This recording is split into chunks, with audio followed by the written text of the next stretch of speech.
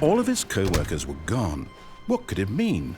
Stanley decided to go to the meeting room. Perhaps he had simply missed a memo. The confusion and the chaos all seemed to melt away as Stanley embraced the bucket. Stanley clutched the bucket tightly to his chest and entered the door on his left.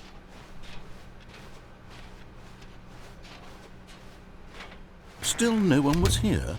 Stanley needed the bucket's warmth and comfort now more than ever. Perhaps his boss's office was where he'd find answers. Coming to a staircase, Stanley and the bucket walked upstairs to the boss's office.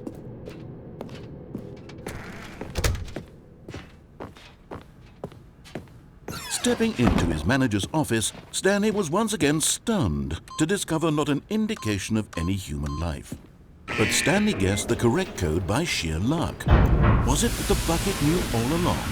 Was the bucket guiding him? Yes, this is certainly the most logical explanation.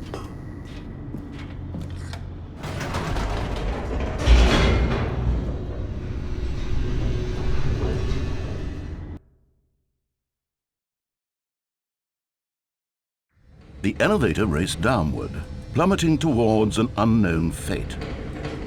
It would be all Stanley could do to keep himself together, if not for the bucket. Soothing him, comforting him, reassuring that in this darkest moment of uncertainty, he would be all right. The bucket is here for you, Stanley. Everything will be fine. Stanley and the bucket walked straight ahead through the large door that read, Mind Control Facility.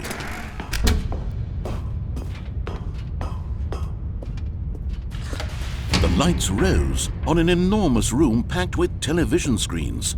What horrible secret did this place hold? Stanley and the bucket both wondered to themselves.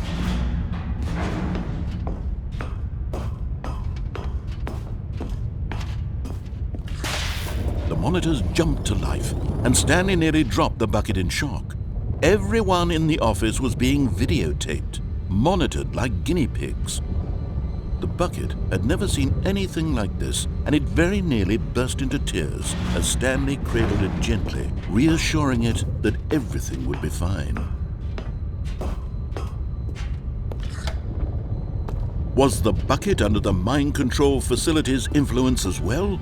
Had the bucket been told to do things it didn't wish to do? What kinds of things does a bucket want to do or not want to do in the first place? These questions raced furiously in Stanley's feeble mind. No! He screamed into the bucket. He couldn't accept it.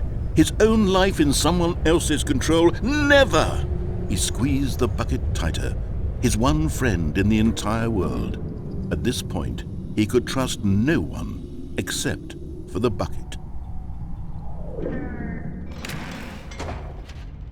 But here was the proof.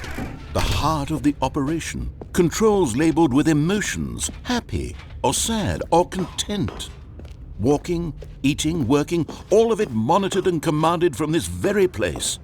And as the cold reality of his past began to sink in, Stanley decided that this machinery would never again exert its terrible power over another human life.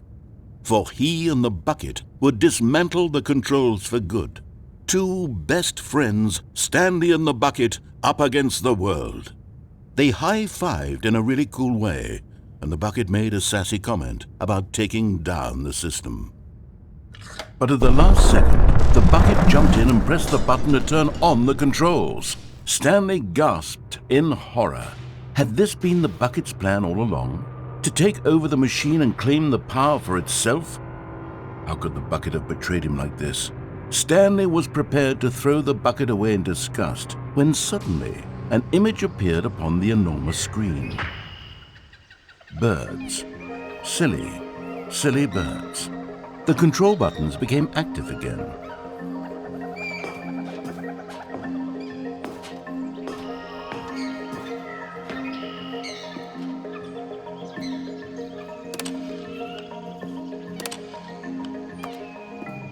Stanley flipped through one video of silly birds after another, and then it dawned on him. This wasn't a mind control facility at all.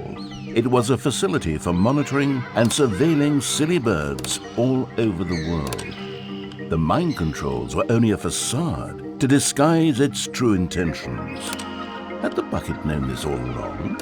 Stanley marveled at the metal genius in his hands, the one who had pointed him towards this incredible discovery.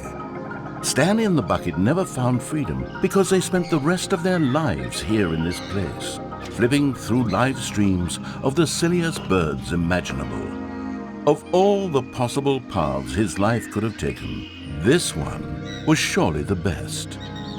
And Stanley was happy.